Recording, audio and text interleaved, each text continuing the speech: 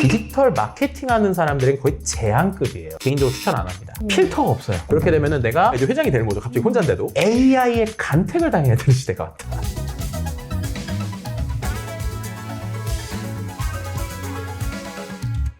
안녕하세요, 김가연입니다. 2026년은 훨씬 더 AI가 중요해지는 시대다라고 합니다. 그래서 오늘은 AI로 인해 어떤 변화가 오고 어떤 것을 준비해야 되는지 김덕진 소장님을 모시고 AI 4대 트렌드에 대해서 이야기해보도록 하겠습니다.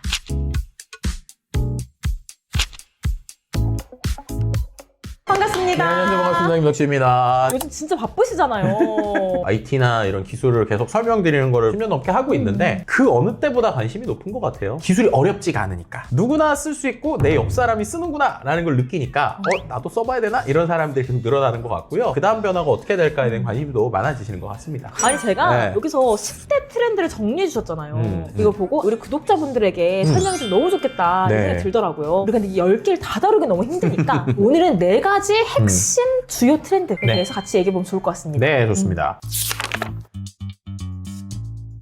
첫 번째 얘기를 해보면 바로 솔로프리너 혁명. AI 기술 덕분에 혼자서 할 수 있는 게 정말 많아졌고 또 그런 사람들이 크루처럼 모여서 움직이는 이런 솔로프리너 혁명의 핵심이 AI고 AI가 새로운 생태계를 만들고 있다. 뭐 이런 관점에서 이제 트렌드 얘기를 좀 해보게 됐습니다. 저도 올해 솔로프리너 형태로 전환을 했거든요. 그러셨군요. 네. 많은 스타트업이나 법인 대표님들이 이제 AI와 함께 하면서 이렇게 솔로프리너 형태로 가벼워지고 있더라고요. 맞아요.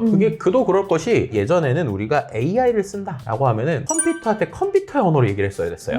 그 답변도 내가 컴퓨터 언어를 이해할 수 있어야 대답이 됐단 말이에요. 근데 이 생성형 AI가 주는 가장 큰 놀라움은 우리가 인간의 언어로 컴퓨터한테 얘기를 하면 컴퓨터로 작업을 한 결과물을 다시 인간의 언어로 전환해서 얘기를 한다는 거죠. 근데 중요한 건 얘가 100점짜리를 안 주잖아요. 한 80점짜리 준단 말이에요. 그 80점짜리를 보고 그거를 고칠 수 있는 능력이 있어야 돼요. 그러니까 일의 경험이 있고 시도해본 사람들이 일단 AI를 갖고 잘 쓰는 거예요. 그런 관점으로 보다 보니 예전에는 반드시 팀이 필요했던 사람들이 AI가 한 80점짜리 주면 다른 거 고치면 되지 라고 하는 사람들이 이른바 솔로프리너가 되는 것 같아요. 완전 공감되는 것 같아요. 네. 왜냐하면 주니어 친구들이나 한번 알려줘 봤어요. 그런데 결과물을 복사 붙여넣기 하는 걸로 끝내더라고요. 아까 말씀하신 것처럼 일을 잘하는 사람과 그냥 사용만 하는 사람의 그 차이가 굉장히 커지더라고요. 그렇죠. 그래서 이제 솔로프리너 혁명의 좀 핵심 중에 하나가 네. 대규모 투자를 안 받고 시작하는 곳들이 많이 생기기 시작해요. 비즈니스의 룰 자체가 좀 바뀌기 시작을 합니다. 예를 들면 제 주변에 챗GPT를 기반으로 사주 서비스를 만든 사람이 있어요. 근데 여기서 중요한 포인트는 그 서비스를 이 친구가 어떻게 만들었느냐. 네. 본인 지인 중에 한 분이 사주 전문가예요. 그래서 사주에 대한 정보를 데이터베이스화 해가지고 그거를 챗GPT 엔진에 붙인 거예요. 근데 그렇게 되면 원가가 별로 안 들어요. 이런 것들이 이른바 최근에 부트스트랩 창업이라고 하는데 외부 투자를 받지 않고 자력으로 성장을 하는 겁니다. 왜냐? 오히려 괜히 투자 받으면 아시잖아요. 알죠. 우리가 내가 하고 싶어도 할 수 없는 갑자기 눈물이 또르르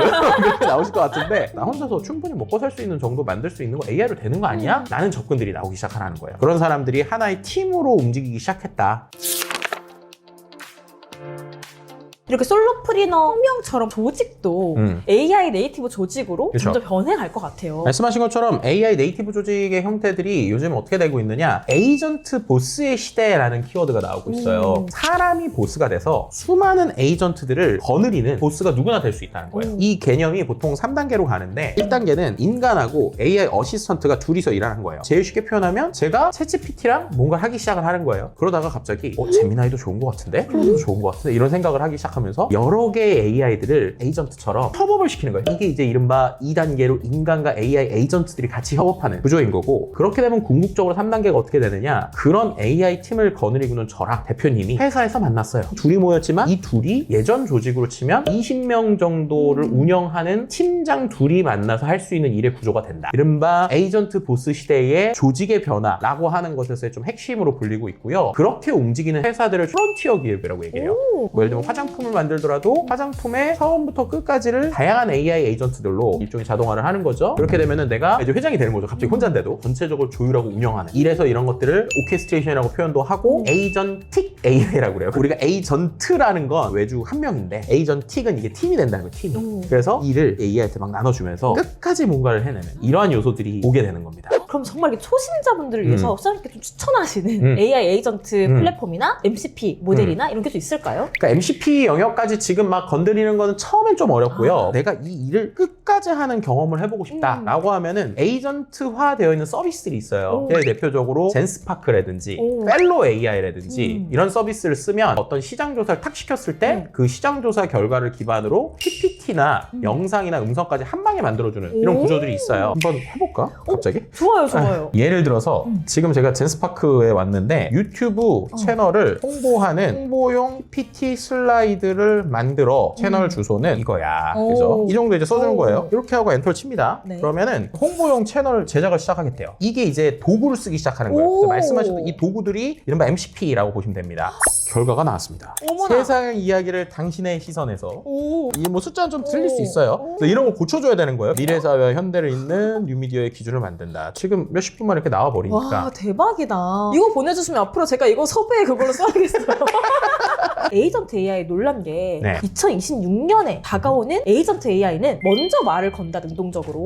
그런 말씀을 또 주셨어요. 네, 맞아요. 그러니까 지금 이거는 제가 먼저 말을 건 거잖아요. 근데 이제 최근에 되게 중요한 변화 중에 하나가 AI가 우리를 기억하기 시작한 거예요. 기억한 내용을 바탕으로 우리의 행동에 대한 이야기를 하기 시작을 한다라는 겁니다. 챗GPT한테 네. 한번 이렇게 물어보세요. 나에 대해 알고 있는 내용을 있는. 바탕으로 임팩트 있는 광고 카피를 만들어줘. 이렇게 한번 시켜보세요. 오, 네. 뭐라고 그러나요? 정답을 말하는 아나운서에서 질문을 던지는 창업가로.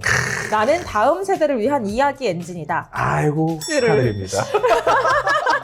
보통 이렇게 이걸 시키잖아요. 정말 나에게 대한 극찬을 던진다. 극찬. 이상해질 정도로. 저한테 뭐라고 하는지 아세요? 모르겠어요. 김덕진이 트렌드다 이렇게 얘기를 해요. 아, 그러네. 그러니까 나를 잘 기억하고 있으니까 얘기 잘하거든요. 그럼 이제 여기서 우리가 생각을 해봐야 될 게 하나 있는데 어떻게 얘는 나를 이렇게 기억하지? 라는 걸 우리가 한번 생각을 해봐야 돼요. 네. 그게 어디 있느냐? 그 개인 맞춤 설정에 가시면 메모리라는 게 있거든요. 메모리. 아, 관리. 메모리 관리 있죠? 네. 관리를 눌러보세요. 저를 기억하고 있는 내용이 다 나와요. 그럼 이게 어떻게 저장이 되느냐? 최근에 이제 챗GPT 써보신 분들 알겠지만 쓰다 보면 메모리에 저장됨이라는 게 뜰 때가 있거든요. 이른바 장기 기억 메모리라고 하는데 여기다 나를 저장해 놓는 거예요. 왜 이게 에이전트 시대에 이 기능이 중요하냐면 네. 내가 슬플 때 어떤 얘기를 많이 하는지 아니면 내 취향이 어느 수준까지인지 우리가 챗GPT에 정말 디테일하게 다 그쵸, 물어보잖아요. 그쵸. 거기에 맞춰서 상품을 추천할 수 있는 거죠. 그리고 그런 것들이 이미 좀 도입이 돼 있습니다. 이미 미국에서는 챗GPT 안에 결제가 붙었어요. 쇼핑몰이 들어오기 시작했어요. 그리고 수많은 회사들이 이 안에서 동작하기 시작해요. 그런 것들이 아마도 조금 더 자연스러워지면 우리의 일상에 AI가 나보다 먼저 나를 잘 알고 나에 대한 이야기를 던지거나 나에 대한 형태를 하는 에이전트의 변화다. 이렇게 말씀드릴 수 있을 것 같습니다. 이렇게 하면서 또 주목받는 게 네. 컴패니언 이런 키워드 말씀 주셨어요. 컴패니언이라는 게 뭐냐면 AI를 일할 때 쓰는 게 아니라 일상에서 그냥 대화하는 형태처럼 많이 쓴다는 거예요. 하버드 비즈니스 리뷰를 보면 어떨 때 생성형 AI를 많이 쓰는지 랭킹을 매기는 게 있어요. 1등으로 올라온 게 테라피 컴패니언십이에요. 여기서 이제 되게 재밌는 포인트 중에 하나가 2024년 10월 기준으로 챗GPT보다 우리나라에서 2배 이상의 시간을 쓴 서비스가 있습니다. 제타라는 서비스예요. 이 제타라는 네. 서비스가 AI 남친, AI 네. 여친처럼 챗봇 그쵸. 서비스거든요. 맞아요. 거기에 오. 몰입하고 있다는 거예요. 그렇다는 건 뭐냐면 이미 AI가 컨텐츠적으로 즐기는 요소가 되고 있고 AI가 나에게 친절한 말을 해주는 걸 좋아하기 시작을 해요. 챗GPT 5.1에는 내가 아예 말투를 지정할 수가 있어요. 개인 맞춤 설정에 가면 기본 스타일 및 어조라고 있어요. 한번 덕후로 설정하셔가지고 덕후로 한번 해볼게요. 안녕 어떤 숨 돌려도 되는 시간이라고 생각하자. 약간 좀 말투가 다르죠? 그러네요. 그죠? 생각을 해보세요. 나를 기억하고 있죠. 말투도 내 마음대로 만들죠. 오. 그런 애가 쇼핑을 나랑 한다고 생각해보세요. 얼마나 빠져들겠어요. 그러니까. 그래서 이 컴패니언 AI가 기업들 입장에서는 네. 너무 매력적인 거예요. 그렇기 때문에 이런 변화들이 우리의 삶을 혹은 비즈니스를 어떻게 바꿀지 내가 여기에서의 비즈니스 기회를 한번 발견해보겠다라는 분들도 한번 도전해보시면 좋은 키워드다 이렇게 말씀드릴 수 있을 것 같습니다. 마지막 네 번째 키워드. 소장님 책에서 되게 충격적인 문장이 검색이 사라진다. 제로 클릭이라는 키워드였어요. 네. 그게 왜 그럴까 생각을 해보면 챗GPT 쓰고 나서 제일 많이 안 하게 되는 행동이 뭘까를 생각해 보시면 돼요. 정보를 찾을 때 예전에는 어디로 가셨어요? 예전에 구글. 검색 엔진에서 물어봤잖아요. 그쵸. 이제 검색 엔진을 안 하죠. 안 들어가게 되는 네. 거예요. 검색 엔진하고 생성 엔진의 가장 큰 차이. 검색 엔진은요, 정답으로 찾아가게 하는 행위니까 클릭을 해야 돼요. 그런데 챗GPT는 바로 대답을 해주죠. 그래서 제로 클릭이라는 거예요. 개인한테는 나는 뭐 그런 거 아니야 라고 하지만 디지털 마케팅 하는 사람들은 거의 제한급이에요. 왜냐면 클릭을 해야 우리 사이트로 넘어올 거고 우리가 원하는 컨텐츠 말고도 광고를 본다거나 노출시키니까 우리 브랜드를 인지하기 좋단 말이에요. 네. 근데 AI는 바로 얘기를 해주니까 우리 웹사이트도 안 들어와요. 광고도 안 봐요. 이제는 마케터들이 AI의 간택을 당해야 되는 시대가 왔다. 그런 것들 이른바 AEO 혹은 뭐 GEO 뭐 이렇게 부르고 있는데 어쨌든 중요한 거는 행성형 AI에게 우리 관련된 질문을 던졌을 때 우리 회사의 내용이 어떻게 나오게 할 거냐, 이거에 대해서 정말 근원적인 연구들이 지금 엄청나게 일어나고 있다, 이렇게 말씀드릴 수 있을 것 같습니다.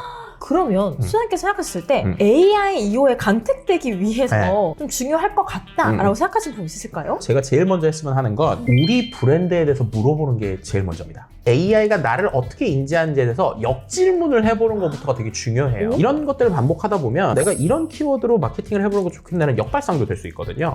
그런 관점으로 한번 생각을 해보신다면 일단은 접근이 제일 쉽지 않을까라고 설명드릴 수 있을 것 같고요. 허브스팟에서 최근에 루프 마케팅이라는 걸 제안했어요. 루프라는 건 우리가 말하는 무한궤도처럼 이 사람들을 우리 컨텐츠 안에 계속 가둬놓는 전략이에요. 예를 들면 우리가 화장품이라고 하면 우울하고 힘들 때 어떨 때 저떨 때 하는 때 좋은 화장품, 행복하고 뭐 할 때 좋은 화장품, 이런 글들을 100개 뭐 쓰라는 거예요. AI한테 수많은 키워드에 대한 클루를 주고 그들이 원하는 특정 컨텐츠가 잡혔을 때 그걸 올라가게 하는 이런 방법론도 좀 나오고 있고요. 더 근원적으로는 우리가 입증할 만한 소스에 많이 나가는 것들을 요즘에 좀 선호하기도 해요. 이른바 공신력 있는 곳들에 대한 내용을 먼저 끌어오게 알고리즘 바뀌고 있거든요. 누가 봐도 공신력 있다라고 생각하는 곳들에 내 이름이나 내 브랜드를 걸어놓는 것도 좀 중요해지겠구나. 공신력인 사이트, 방금 안 그래도 신문 인터뷰 기사들을 그쵸. 많이 했거든요. 네. 블로그보다. 그쵸.